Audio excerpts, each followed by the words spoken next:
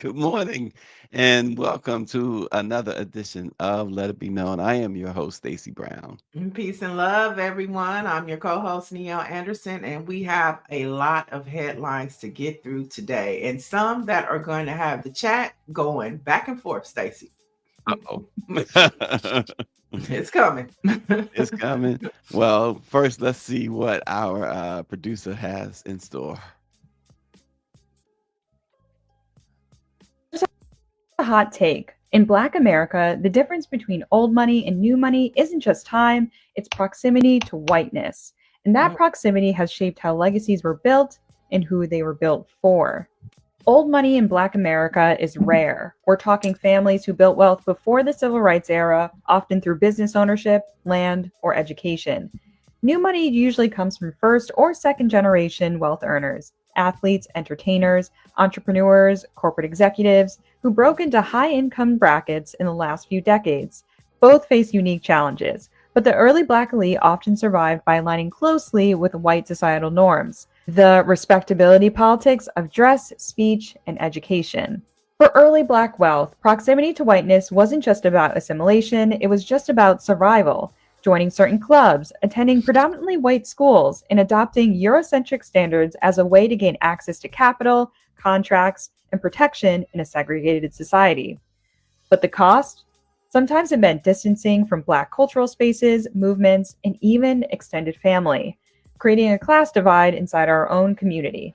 New money in Black America plays by a different set of rules: social media, cultural capital, and direct to consumer brands that mean you can build influence and wealth without asking for permission from old gatekeepers. But here's the twist: some new money still seeks validation from old white institutions, buying into the same country clubs and circles as old money, instead of building independent Black wealth ecosystems. The real question isn't old money or new money, it's whether we're using that wealth to reinforce systems that excluded us or to Mhm. build ones that are ours. If you want more deep dives of how culture and capital shape Black wealth, subscribe to Creativity Meets Capital, the link in my bio. Yep. She's obviously absolutely right. Um, I always go back to and most recently, Ben Crump said it: you lift as you climb. And so many, and we've seen some of in those pictures there who climbed and never thought about lifting. Yeah, she said wealth comes from proximity to whiteness. And I believe that's true. But I also think about how with proximity to whiteness, I think about the separate but equal, and how, there was a time when we didn't need to have proximity to whiteness and we weren't even trying to be around white folks. Right. And that is when we thrived as a race. And so it's just like this whole adjacent to whiteness that separates us as a community, even still to this day. Yeah, and then we have stuff like, as RNG pointed out immediately this morning, the South has something to say. He mentions the 3 seats in Mississippi where they were flipped by Black people, and this was done without the help of the DNC. And his question, RNG's question is, when will the DNC do business with Black-owned media and newspapers? It's a great question. When will they? And it's will they ever? Will they ever really do business and the kind of business they do with white media? It seems like if they do anything with Black media, it's just out of perhaps a little bit of guilt, and we'll throw them some change. Well, I think, definitely, the three seats that they took, what the lawmakers did in Mississippi was they broke the supermajority. And that Hmm. is a headline that we're just not seeing. And to your point, I got an email from the DCCC yesterday talking about they are doing a digital ad buy Hmm. about, people losing their SNAP benefits. And I'm Hmm. like, well, don't just send it to me, spend some money. And who they spending it with? My point exactly. I get these Meta, emails they're spending it with constantly. Meta, they're Yep. spending it with Google. Yeah. And so, I mean, I think that even that piece of insensitivity, you're Mhm. sending it to Black journalists, Yep. to Black publications, To the and you're Black not press, and it's coming from a Black person. and it's And coming from a Black so, person. being adjacent to whiteness in that whole video, it's like even the Black people within the systemically racist structured institutions, they're not just there to do a job, they're also there to advocate for Black spaces. And they seem to forget that as well. And so when we talk about the DNC and we talk about the Black folks in position over there, they probably need to watch that video. They do, and they will ignore it. They will simply ignore it because they're not ever held accountable.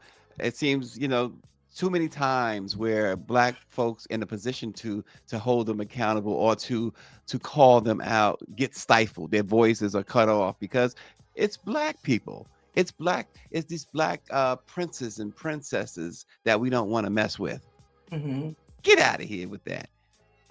So, yeah. Fly at your own risk, folks. Transportation Secretary Sean Duffy said yesterday that he would order 10% of flights at 40 major U.S. airports to be cut starting Friday unless a deal to end the federal government shutdown is reached.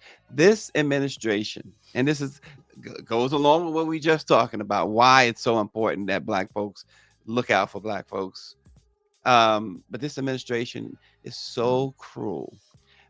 No, I think this is smart. I think this is smart. If there's It's a a government smart move. shutdown, No, it's a stop smart it. move. Yeah. But what I'm saying, Niele, absolutely. In fact, in my opinion, nobody should be flying right now. It's been dangerous since Trump took office to fly.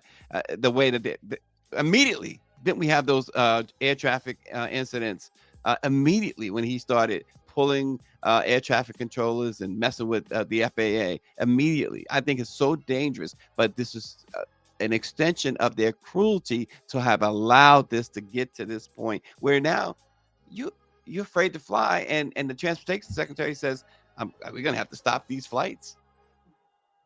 It's cruelty.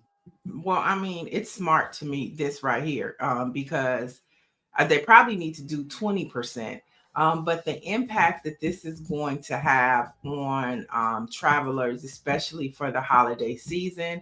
I know I have to catch a flight in a couple weeks, and I just got my ticket, but I'm not sure if the flight is going to be able to leave or if I'm going to get an email to say, your flight has been changed. You know what I'm saying? And so that's another risk that you take flying now, is that even though you have a booked flight, you don't know if it's going to change. You don't know if you're going to get stuck in another place for a day or two, because everything is unpredictable, and you don't know how long these workers, to your point, the cruelty, you don't know how much long they could survive without any pay. Exactly. And already, and you talked about this, you've been talking about this, like TSA, they're like, hey, come on through, whatever. It's just horrible for anybody to sit and say they support any policy that this man has come up with, this clan, not this man, this clan, as you say, has come up with. Yeah, you just have to be careful traveling, and do as least amount of traveling as possible. But do what you have to do for necessity, but just be prepared to wait in 3-hour lines before you go to the airport. And then just be prepared and flexible for flight cancellations, because you just don't know. So it'll be interesting to see what happens tomorrow, what flights get changed, how they handle passengers and rerouting them, because that's going to be essential. You don't want to have people at airports that don't need to be there.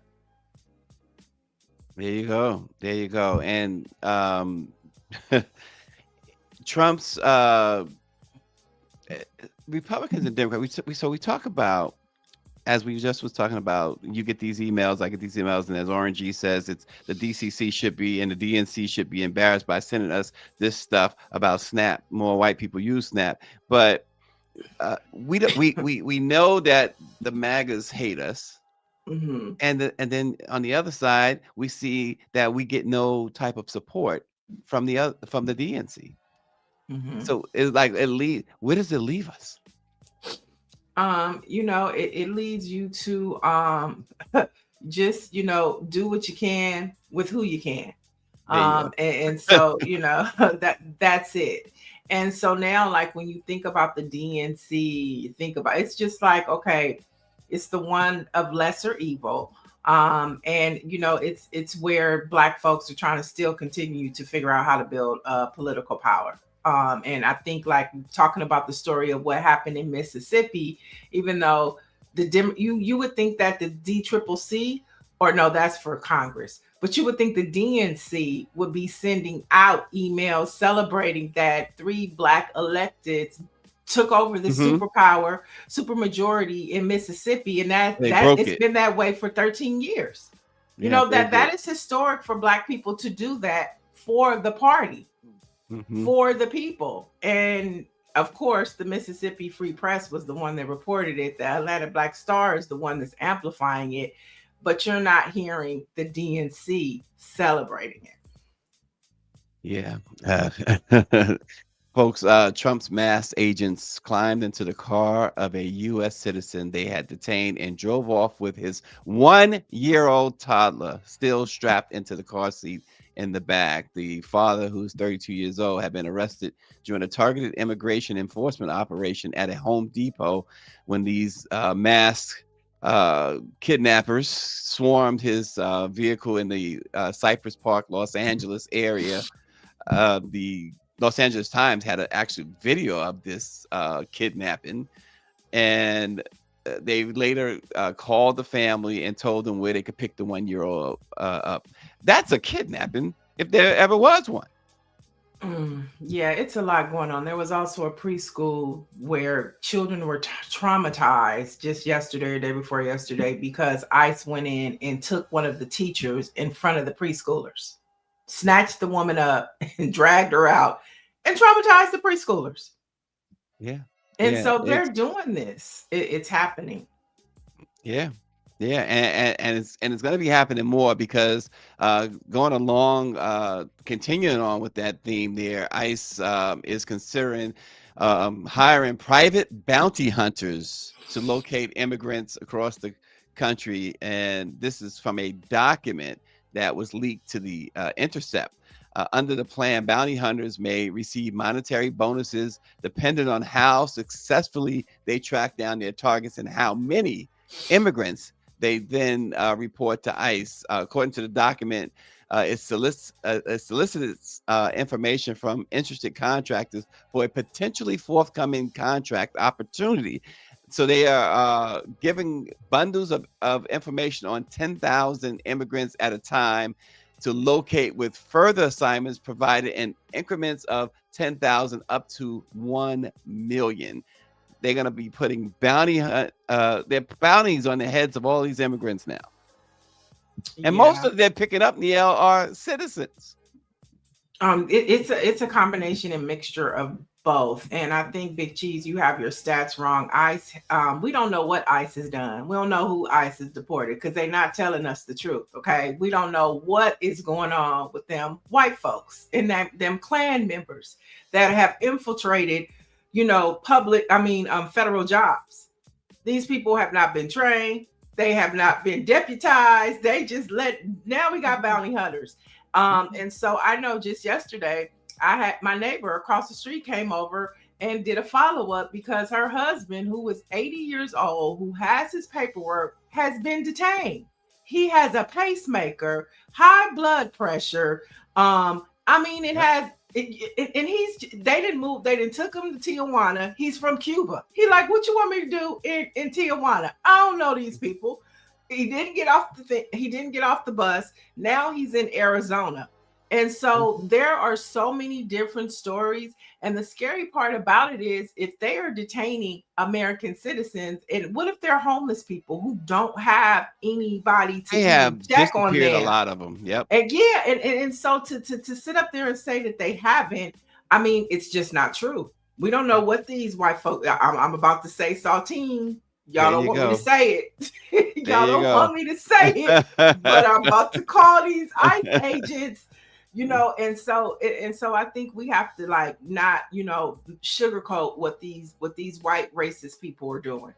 And They are some they are people, slave catchers. They are right, reminiscent of right, slave catchers. right. And there's just some people, including individuals in the chat, who anything they claim to be Black, They can't even be so-called foundation black, but anything black, they are anti. And they, I find, if they find a white person who is doing something for a black person, they're anti that person too. So you can't even engage these idiots, because we all have seen and we all know that they have grabbed more citizens than they have non-citizens, and we all know that black people are in squarely in their sights, and they want to take out black people. It's as simple as that. So go away with People, that. I would say people of color. You know what I'm saying? And at this point, this is where we need to know we're all in this together. It's a Latino today, it's a black person tomorrow. You know, Yeah. and so black and brown, like Tupac said, for us, it wouldn't be LA without Mexicans. We need each other right now to support each other because they are coming for us. And when I tell you they are reminiscent of the past that we thought that we had come this far by Yep. faith, Yep. they are taking us back. Yeah. Right. Right. And to yeah, we're right. We don't know if this idiot is really black anyway. It's probably just another troll, because the racist, What the anti-black stuff this guy writes, is, we don't know if he's black. So you're absolutely right about that. I'm talking about chat in our chat. The agreeer sent that message. We don't even know if he's black. So um, but anyway. Let's move on. Sean Diddy Combs' request for a speedy appeals process was granted by a judge on Monday, 4 days after he was transferred to a federal prison to begin serving a 50-month sentence on two interstate prostitution convictions. U.S. Circuit Court Judge Beth Robinson approved Diddy's request in a 2-paragraph court order. So it's going to speed up his appeals process, and perhaps next spring, summer, he'll go home if all goes well. I think that people should leave Diddy alone right now. The man is in jail serving his time, and all these stories are coming up, and at this time in media, we don't know what's true or what's not. And so I just think let the man do his time. He's been convicted. Y'all got what y'all wanted. Let him fold his laundry and eat his noodles and do his time. Well, this is important for him that they have speeded up the appeal. Yeah, I mean, because he could sit there for 2 years before they hear his appeal, but they've agreed to take briefs starting next month, and he must reply by March 13th. So if that timeline does hold, then you'll have arguments before the judge in April, and then of course, perhaps sometime soon after that, the judge will make a decision. So he could possibly, by May, go home. So that's the facts of this particular case based on the court filings. Yeah, I mean, and he very well may be pardoned by Donald Trump. There's stories about that coming out, and we don't know if that's coming from Diddy or not, and it's just like, I get the story. I understand. A lot of people think that he might get released early. There's so many factors that are on his side based upon if he does certain programs that'll help expedite or cut off time, based upon the time that's served, So there are a lot of factors that are on his side to get him home earlier than what he was sentenced to. And so, just let it play out. He seems like he is doing his time. He's accepted it. Pictures of him on the yard have come out. So I just, and 50 Cent trolling him and putting up pictures, just let the man do his time. Y'all wanted him convicted. He got convicted. Y'all wanted him to serve time. He's serving his time. I mean, what more do you want from the man? I'm not talking to you, Stacy. I'm just I get saying it. No. on my timeline. I'm like, what more do you want? Yeah, 50 Cent is just way. There is some real underlying thing that I just don't think I know what that is that causes that man to constantly constantly beat this man up like this on his And timeline. it's not just him, even Mandami, the way he's saying New York is dead. First of Oh, all, 50 Cent. Yeah, he's talking about he left New it's just, York yeah, now. yeah, you're in Shreveport. Ain't nobody going to Shreveport except for a Grambling game, okay? We're going to Shreveport for a Grambling game. We're going to drive up 80 to Grambling. Nobody is following you like they did Diddy or they do Jay-Z, or, Mhm. no, you're not that guy. We like your Yeah. TV shows, but he even messes up, to me, he messes up his programming because he's too involved in it. Like BMF. We like BMF. So what you fell out with Big Meech? Why we gotta suffer? We like the content. He gets too personally involved with his projects and in other people's business. It's kind of Mm-mm-mm. womanish. It's kind of It's womanish. oh there. David Youngblood said when hate based on white nationalism has its day, this is what you get. Patricia Jackson says, "Well, folks, better wake up. There's no rule of law. This is that, and that's it." Patricia, they take parents and they do, then they do what with kids, young girls. It's crazy. And she's right. She's absolutely right. Yeah, yeah. All right. You got something else? No, I'm Oh, done. well, I thought we were going to talk about, since we're talking about politics, the day after California voters approved there are new congressional boundaries, the California Republican Party announced a federal lawsuit aimed at blocking the state's new House maps after the passage of Prop 50. And it's just like, Republicans don't understand. They don't, when the people speak, we have a right. This is a democracy. We voted for this. Michael Steele, the former Republican chairman, national chair, who several years ago, we've had him on this program a couple of times, said yesterday that the thing that concerns him, is simple. That they have a plan B to steal the elections anyway. That's why Republicans, he says, are not panicking. He says that you got to watch these people. Um, they have this plan B election. Mhm. This election, while it was a great night, he said, for Democrats, and for not just for Democrats, it was a great night for American people. Um, but Michael Steele warns that these folks are so diabolical. They have this plan to just do away, period, with elections. He talked about the state electors that they have now in place. He says they are already, he knows, he says that they are already um, fooling with the election for the 2026 midterms. Yeah, I mean, the one of the Republicans have bought one of the ballot machine companies. We know that they mess with electors. We know that they're trying to rig it through redistricting. So yeah, they're it's like spaghetti. They're throwing it up on the ceiling, and whatever sticks, that's what they're rolling with. And so it's just amazing how the people have spoken, the people have decided. And I don't think that it really had anything to do with the Democratic Party on Tuesday. I think what Right. happened on Tuesday was a straight message to Donald Trump. Mm-hmm. It was to him. It didn't have anything to do with the party. So Right. Democrats better be careful, because they're winning by default.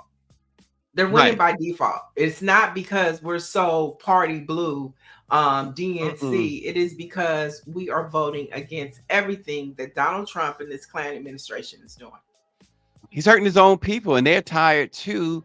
Like everybody else is getting, everybody else is tired. They're getting tired too. And so this was a referendum simply on the fact that Donald Trump has destroyed this country.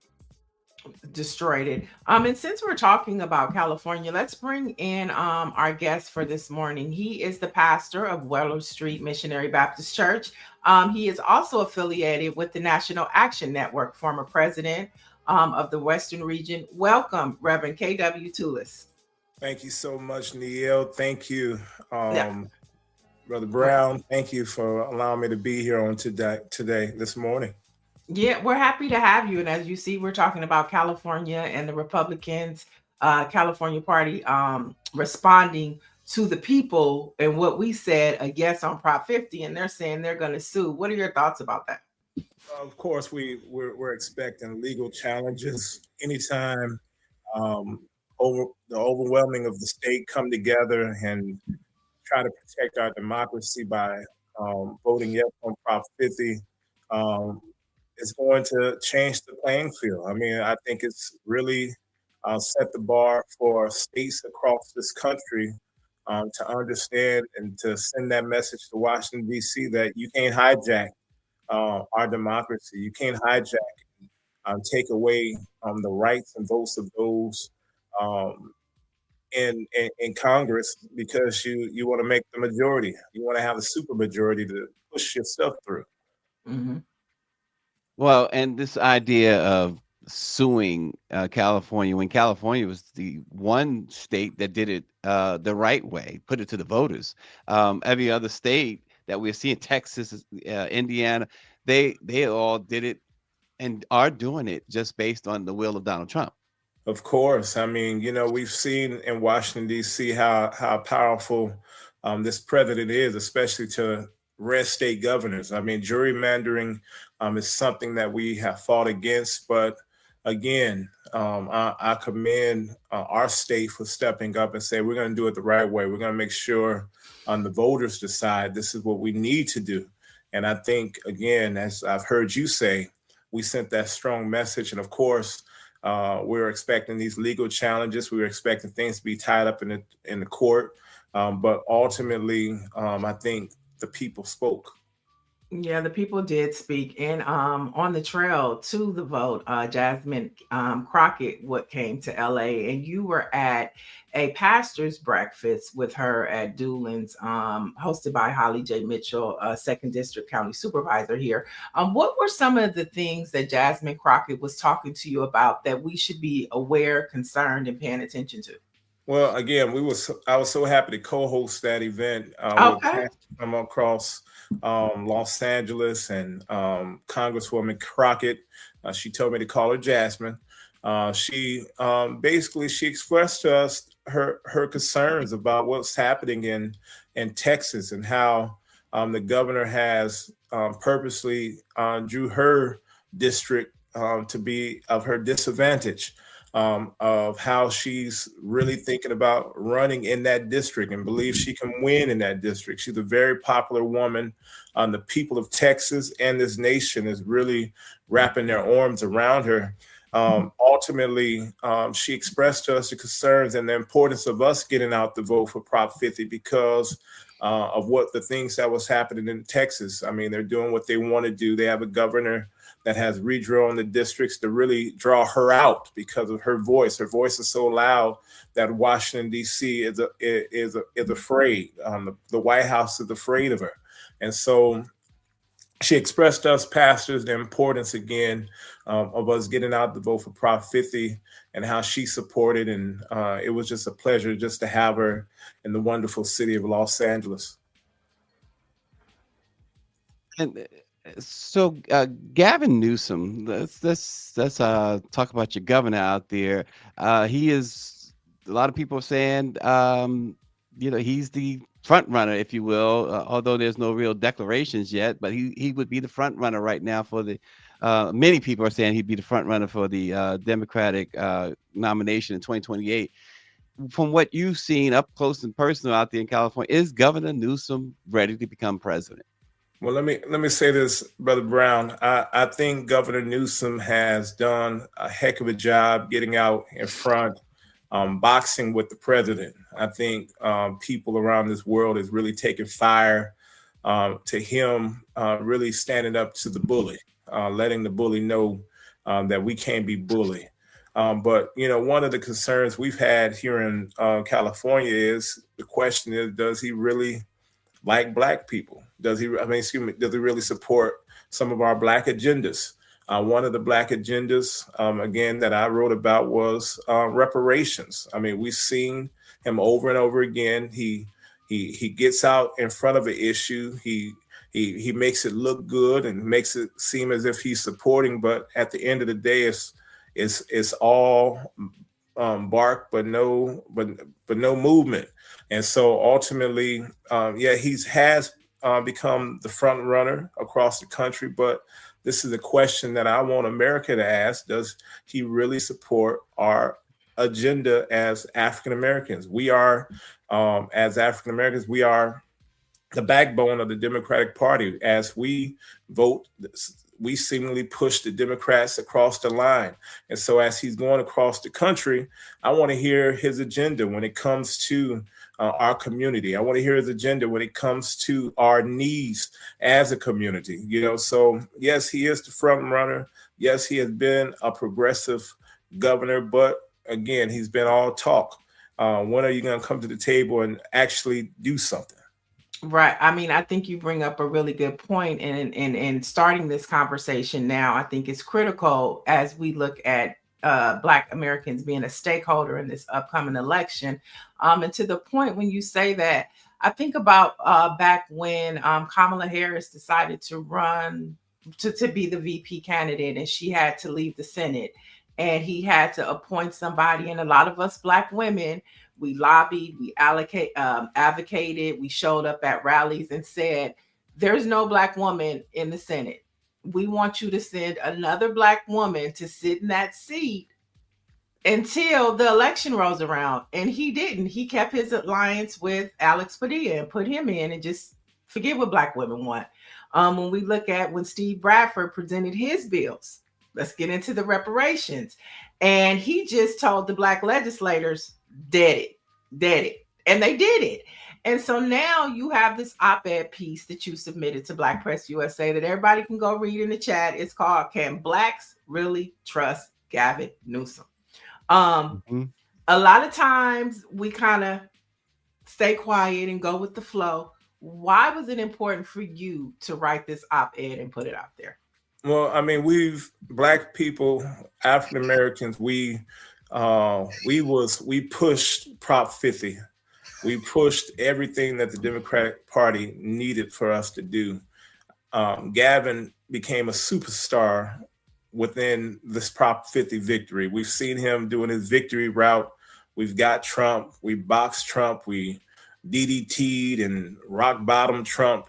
But the reality is, again, I wanted to ask this question. As he becomes the front runner for president, does he really care about our concerns and our issues?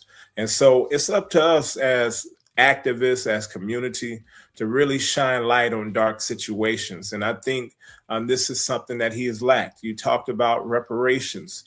He got us excited when he started this reparation task force, only for the task force to go all across the state of California, develop this 1,000-page document. And when Senator Bradford was progressive, who was also part of that task force, when he put forth legislation, he killed it. He deaded it. I mean, this is a state at one point that had billions of surplus that could have easily made our wrong rights. And so ultimately, he has again a lot of no movement towards many of our concerns, but we have bailed him out over and over again. We have come to the rescue of the Democratic Party over and over again. And trust me, he needs the African American vote across the world. And so I want everyone around this world to ask, can we trust Gavin? Wow. I know it's early, but who can you trust at this point? The way things have been moving, the Democrats have been moving. There's not a Republican in sight that you can trust because they're all under the thumb of Donald Trump and moves at his will. Who can you trust? Who can we trust? We can trust ourselves. We can make sure we protect our right to vote. That's why we went out in droves to support Prop 50.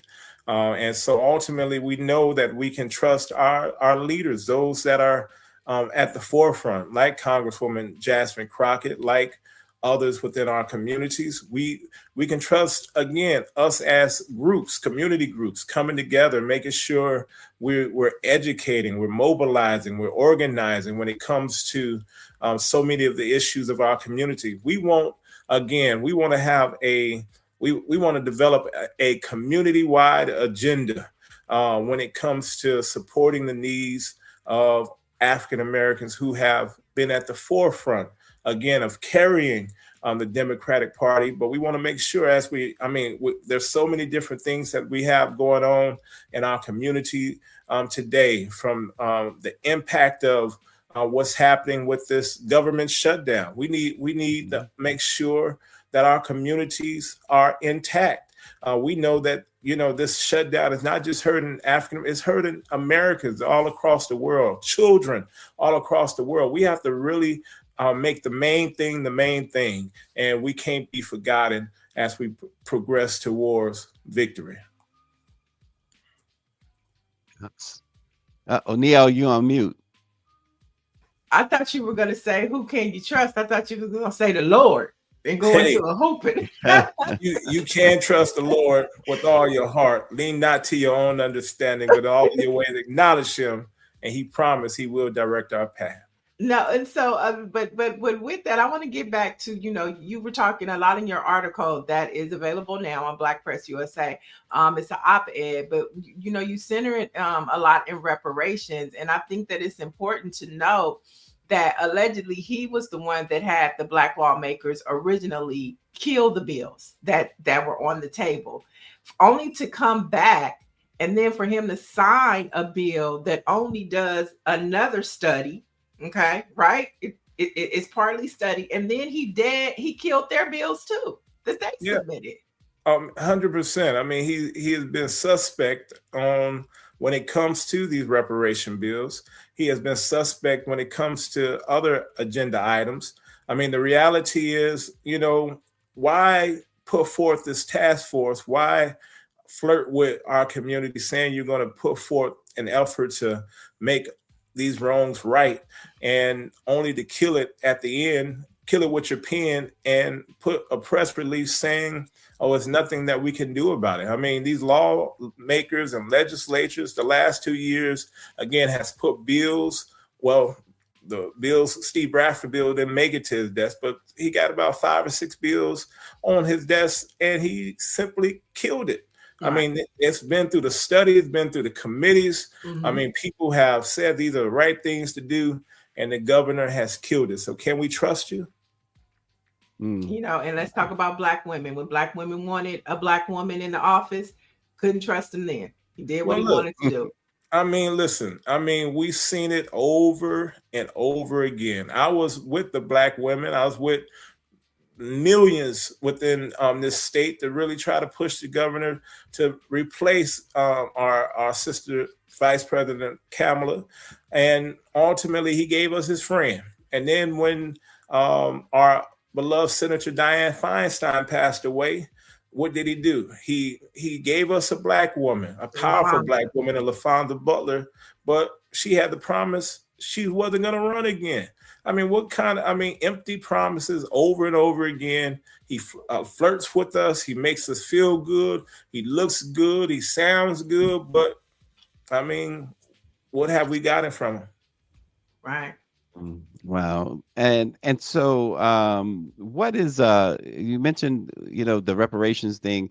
From where you sit, what's next in that reparations fight in California?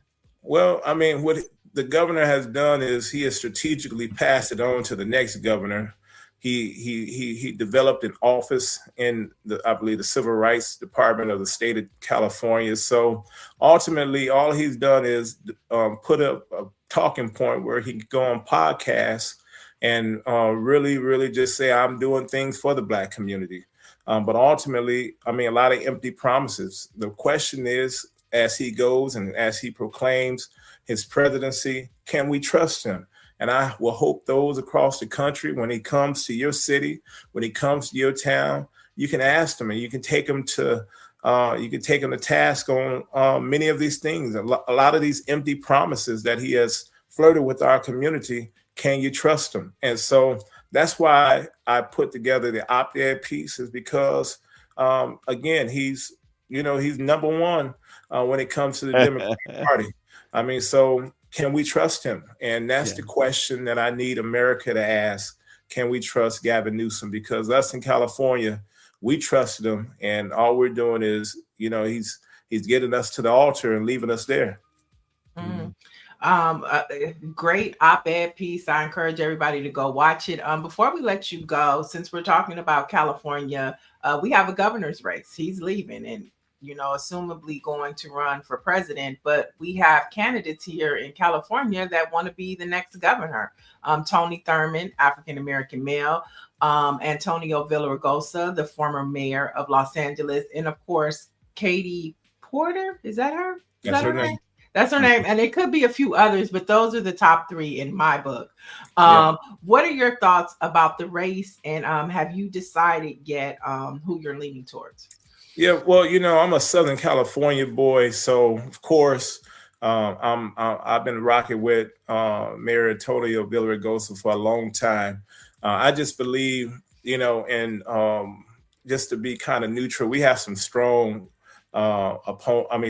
strong candidates in Tony Thurmond and Katy Perry and Javier Becerra. And others that's going up and down the board. I've been really paying close attention, and it seems like people are catching fire. But I think Sacramento need a little Southern California. We've been having northern governors for a while, so I'm pushing with Antonio. He's been a friend of the community for a long time, and he's a man that has made promises and kept those promises. And so I think it's his time to shine on that stage. And so at the end of the day, I've been paying close attention to polling. Each of those candidates are coming through our community, so make sure we hold them to the fire, and let us make sure we put forth an agenda that really support the growth and of our communities as a whole. Wow. Oh, well, I think this has been informative, Niele. I'm glad. Thanks so much for getting up this morning, Pastor Tulloss. And we look forward to having you back to have more conversations about reparations and the role of the Black church in politics. Love to have it. Thank you all so much for your time, and thank you for your platform. You all keep on striving. Peace and Thanks love. so much. Blessings. All right, let's jump into a few more headlines. Just giving you some POV, what's happening in California. It's important to know as we head into this next story. Now, Stacy and chat, have you heard of the Flash Flood app? This is going to be really helpful. So if you've never heard of it, this is how it goes. This might be your new favorite download. Now, Flash Flood is a design to fight food waste and food insecurity at the same time. And how it works is grocery store chains like Kroger and and Grant upload items nearing Best Buy dates. So best buy it before this date or it goes bad. So they load these products up, and it's fresh produce, meat, dairy, eggs, and baked goods. And the prices are slashed up to 50 to 75% off the regular cost. Now you shop directly with the app, you pay on your phone, and pick up your order in a designated section in the store. And some stores do take EBT, and some Flash Flood locations you can check directly within the app to see if they take the EBT. So with thousands of stores already participating and new ones being added every week, Flash Flood is becoming a quiet lifeline for shoppers squeezed by the shutdown.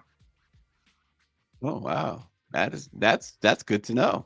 Yeah, so it's Flash Flood. You can go download it.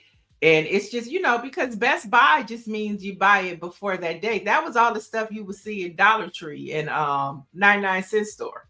They get all the Best Buys, but 99-cent stores are gone here in California. And so this app, I think, will definitely be helpful for folks during the holidays as they look to figure this out as the government continues to be shut down. So share the app with your friends. It's called the Flash Flood app, and your family members who are suffering now due to the government shutdown.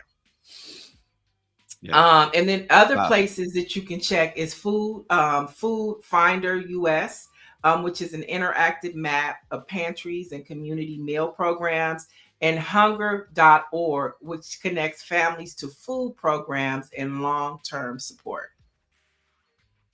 So we'll be giving you some resources. I think it's important. We can break the news, but we can also give you information that might help you, your neighbors, your family, and your community.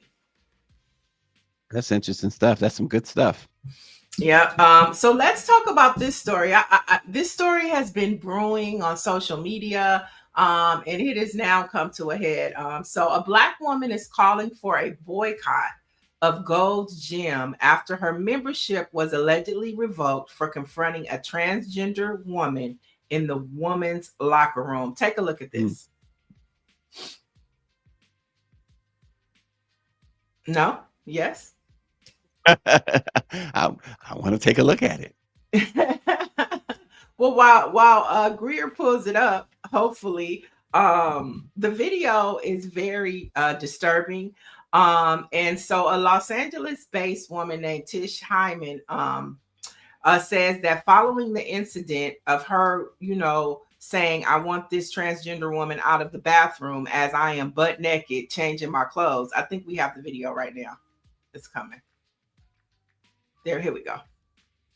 Did you tell me or not that women like to see dick? I'm asking you a fucking question. Exactly. Get out of the way now. No. Now he knows how to be a man, right? Now he knows how to be a man. Stay out of the women's locker room. We don't want it. He needs to have his gym membership revoked for that shit. And the woman told you. He assaulted me. The girl told already. We already filed reports. No. That's fine. I want the video. You can't get rid of me for this. I'm a woman and I have every right to not want a man in the restroom when I'm naked. There are girls naked in there. Look at them walking in there like it's okay. It's not okay. I understand. I'm not calling. How are you? Did you tell me or not that women like to see dick? So that's apparently a transgender in the bathroom. Yes, Mike V. Wow. And so Tish Heyman says that following the incident, Gold's Gym revoked her membership, a move she believed was punishment for speaking out. Now, she also shared on Instagram that multiple women have repeatedly made written reports on this man for coming into the women's locker room, harassing them, and the gym staff has done absolutely nothing, she said. Now, also in her post, she says that the gym recently underwent renovations and urged the chain to add a trans restroom. She also called on others to take a stand and join the boycott for Gold's Gym because of what happened to her. Wow. So the stuff that he allegedly said to, she said that he said makes it even worse. And the gym, based on that, based on the video, based on what, if that's true, then they should have taken action against him, or well, he identifies as a woman, right? Mm-hmm. They should have taken action against that individual. She had every right, in my view, she had every right to be disturbed by seeing a penis in the women's locker room. Right. And just the nerve of him. First of all, he looked like a man. Didn't look like a woman to me. Let's just get that out the way. And I mean, I think that it's okay. Sometimes I think we tiptoe around these conversations because we're in this woke situation, but that looked like a man.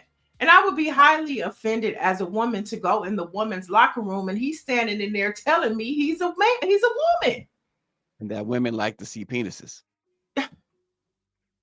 I mean, not all women. But most women, most women in a situation like that, just about every woman don't want to see it in that situation, period. Right. And so, I mean, I just think that, this is a situation where, these conversations should be had, and the conversation of having a transgender restroom. What is wrong with that? Because as a society and a culture, we have evolved, right? We are inclusive to all sexualities. But as we have grown into that, then I think that there should be some different changes. And so now we need 3 bathrooms. We need a man, a woman, and a transgender. What's wrong with that? Chat, do you have a problem with 3 bathroom system? Well, first, let's tackle RNG. He says, I can tell you this, the GOP will use that video as a campaign ad. They will, and they have in the past. it's always distorted, right? Because Kamala Harris was punished for something similar, for just for championing the rights of people who have transitioned or transgendered, and for LGBT. She did not say.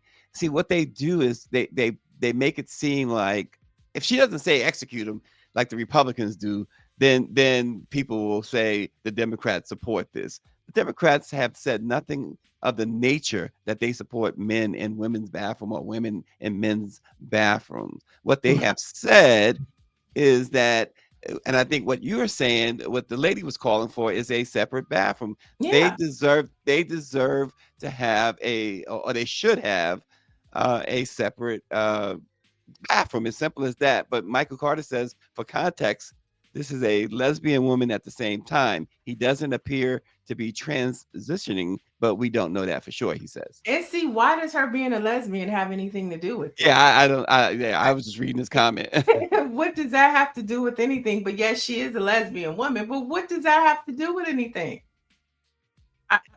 I mean, and we do need to be careful and sensitive about the conversation, but I think we should be sensitive on both sides. We can't just be sensitive to the queer community and not be sensitive to the other side of the spectrum, too. I think that's where we lose the conversation because the sensitivity is always on one side, and then the other people are either, they're what do they call people who don't who have something contrary to say to the queer community. You're spewing hate. You're not inclusive, and I don't think that it's that at all. I think that we should have conversations, about us all being in the same space and everybody feeling comfortable. It's not just a one-sided comfortability situation. And this lesbian woman was uncomfortable with this trans person who looks like a man coming into the bathroom and invading their privacy. Well, Nancy Wall says she sounds like she was caught off guard, and they should provide a restroom for them. But no, I don't have a problem with three bathrooms. Mike V says the next thing you know, he'll be looking for reparations because said person identifies as black. And Michael Carter says I don't disagree with her complaining if offended, but he believes her behavior was a little overkill.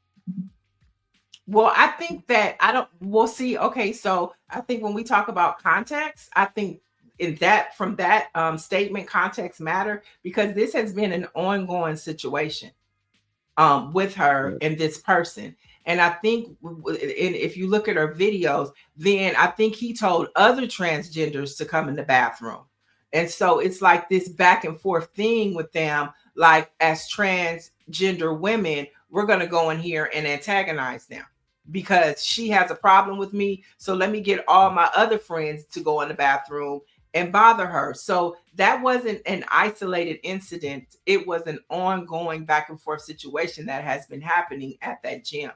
And instead of that person, the transgender being kicked out, she was kicked out, but she said that they wouldn't give her any paperwork to prove that they just told her, don't come back. You can't come back. But they didn't give her any paperwork saying that her membership has been dismissed. So that's shady right there within itself. If you're going to kick me out, give me my paperwork. Yeah, if you have, it seems the reason, and chat, let us, you're already letting us know, but it seems the reason if you have a penis, you should be in the male bathroom. If you have a vagina, you should be in the women's bathroom. I think it should be as simple as that. If you remember when Bruce Jenner was transitioning, Bruce Jenner stayed totally out of the public's eye. He stayed in the house for months while he was going through that. And he was headed to the doctors when he had that accident, and that's when it was all really exposed that he was transitioning. But I think that you just have to be mindful that it's not just, people have to understand it's not just about you. Right. Things are not always just about you. Great point. Great point. But I think even you said, if you have a vagina, you go in the bathroom, but now sometimes you have breast and a penis. That's why you need a transgender bathroom, because maybe a man doesn't want to see a man with a penis and breast. Michael Carter says nothing against her being lesbian. He says he's a gay man. he was just pointing out that she wasn't a cisgender woman making the complaint. I'd like to hear from you then, Michael Carter, as a gay man. You say you're a gay man. Your feelings on what I said, that it seems like if someone has a penis, they should go to the men's bathroom. If they have a vagina, they should have to go to the women. I'd like to hear your thoughts on that, Michael. Put it in the chat. And while you're doing that, like even the whole cisgender woman, I don't consider myself a cisgender woman. I just consider myself a woman. And who gave anybody the right to call me a cis? That means that I think that means you're a heterosexual regular woman. Why do I have to have a cis before it? I'm just a woman. Like all of these terms, and all of these pronouns that people are given that nobody asked for. I didn't ask to be called a cis woman. I'm just a woman. What happened to just being a woman? So just wait a minute. I didn't. Boy, oh boy. I guess you learn something every day that you probably should have known. I didn't know cisgender meant. It meant that you're just you're a regular heterosexual woman. That's what that's what I was gonna say. Isn't the word heterosexual? Well, they call us cis. That. And so I'm just like, why is that? Like, who are making up these terms and who is approving them? And if that is something that is used in the queer community, that's okay and that's fine. But don't be offended if I say I don't want to be identified as cis. I'm just a woman. I would like to get Michael Carter's response to that. Good morning, Cheryl Brown. He says both should have been suspended. Michael Carter says both should have been suspended until investigation completed. Point well taken. I think that if we could stick a pin in it right there, both people should have been investigated. And I think that her complaint was valid. We weren't there, so we don't know what happened in between and all around. But if you're going to definitely, kick her out the gym, he should have been kicked out as well. He said, ha ha, Niele. He laughing at me because I'm talking about the cisgender. But I'm just saying, Michael, I'm just a woman. Mike V said, we didn't land on Plymouth Rock. Plymouth Rock landed on us.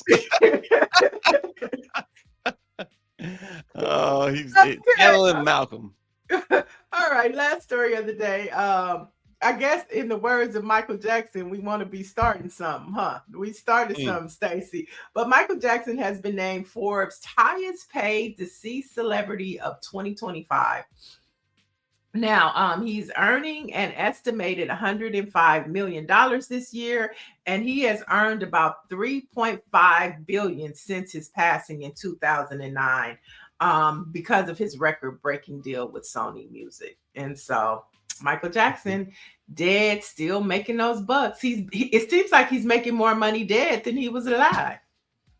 He's made far more money dead than he's alive. But what is a dead man gonna do with all that money? Well, it seems like Paris wants it. Paris wants it. Paris wants all the money. Okay, Dr. Marilyn says cisgender means it corresponds with their sex assigned at birth. Cis is Latin for means on this side of. Thank you, Dr. Marilyn. Thank you, Dr. Marilyn. And Nagon 11 says that dead man making crazy money. I'm trying to tell you, we trying to buy lunch. and he could buy a country. Wait a minute. So Michael was saying, I'm thinking the 2 bathrooms is the way to go. See, I think 3 bathrooms is the way to go. 2 bathrooms or 3 bathrooms? I say 3. What you say, Stacy? Well, yeah, I could see the reasoning there. Because what I said earlier, if you have a penis, you should go to the male bathroom, and if you have the other, the vagina, you should go to the women's bathroom. You're gonna have one or the other, right? So, leave me out of this. I don't know what I'm talking about. 3. Nancy Wall says we need a 3 bathroom system. Okay. Well, I mean, listen, I wouldn't hate on it. They have 3 bathrooms in a lot of places, but it's called a family restroom. And I've seen transgender bathrooms before, and I've also seen bathrooms that are unisex to where there's just one big bathroom, men, women, transgender all go in together. I mean, I don't have a problem with that because it's like, okay, there's one bathroom and we're all using it. Really? You don't have a problem with that? I really, in a nightclub, I really don't. I don't. Okay. I Because mean, it's like we're mixed. So if we're gonna put man and woman, why not, transgender? That's it's a thin line. But if we're gonna I, have just I one have a big problem group with it. bathroom, let's just I have have a one big problem with it. bathroom. But if we're gonna differentiate a male, female, transgender, because you're not gonna So have yeah, wait a kids. minute. How do you go from 1 and 3 bathrooms to being okay with just one? Because traditionally those style bathrooms are in nightclub atmospheres, adult settings. When I'm thinking about a 3 bathroom system, I'm thinking about, kids are able to go Mhm. into those bathrooms, that type of thing. I've only seen one bathroom like in nightclubs. Mike V said just put a porta potty out there and call it a day. And Nancy says she wants a door on hers. Listen, I have I, okay.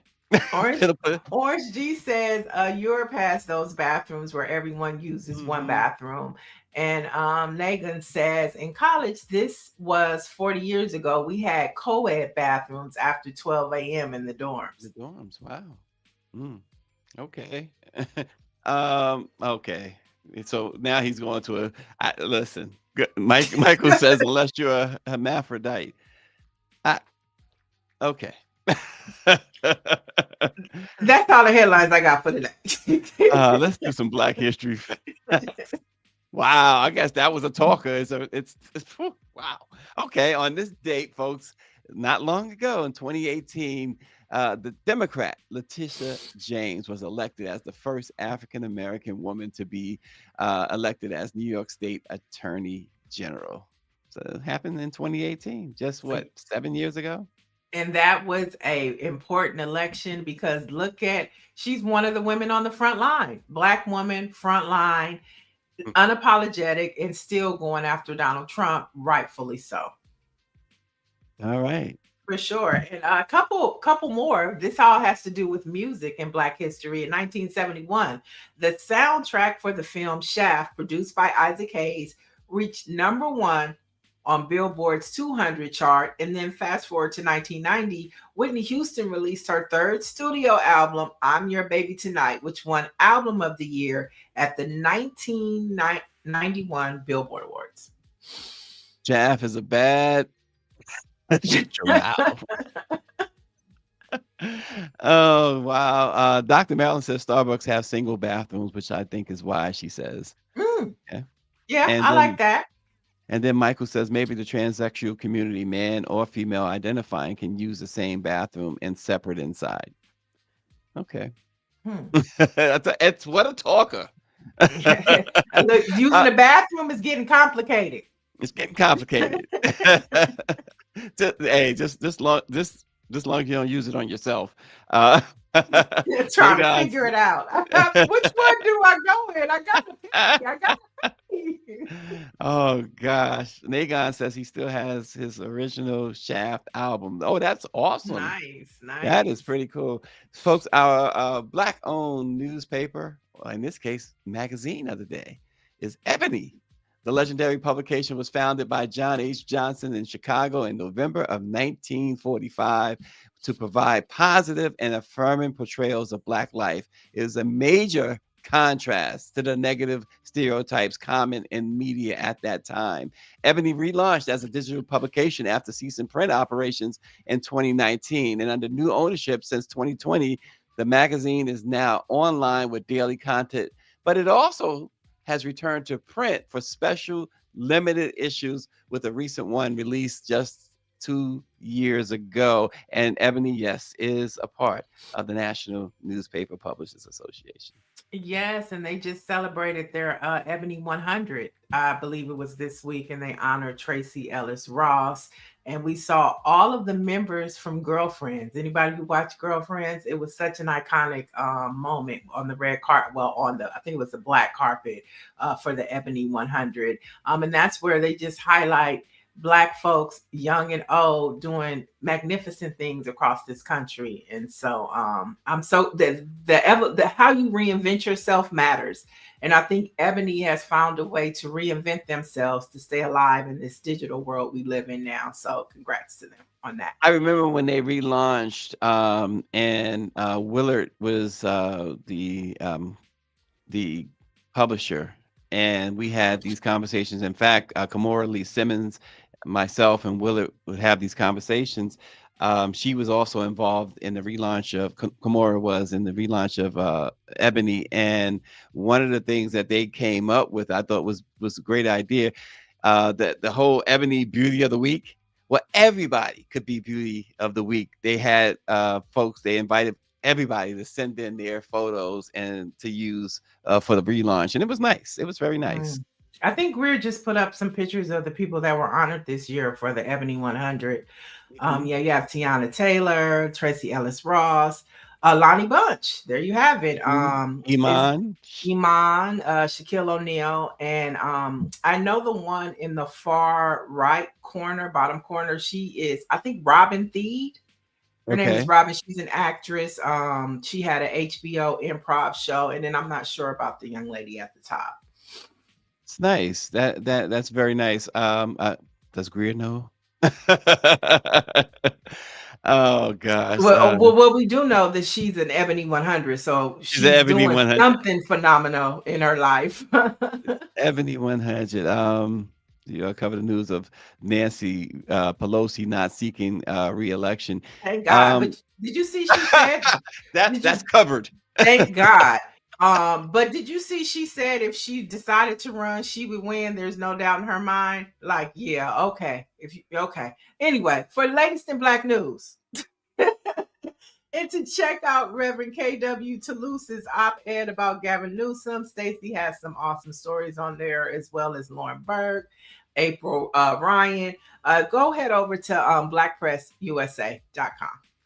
And Orangey is going to read that Ebony Power 100 only if JJ Fad is on the cover. Is included. I don't know if they have to be on the cover, but they include it. So and Ebony, instead of goodbye, instead of goodbye, I'm gonna say supersonic. All right. Supersonic. We'll see you tomorrow.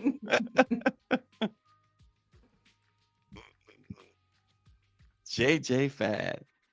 Wow. Yeah, that was it. That was it. Okay. All right. Folks, we'll see you tomorrow.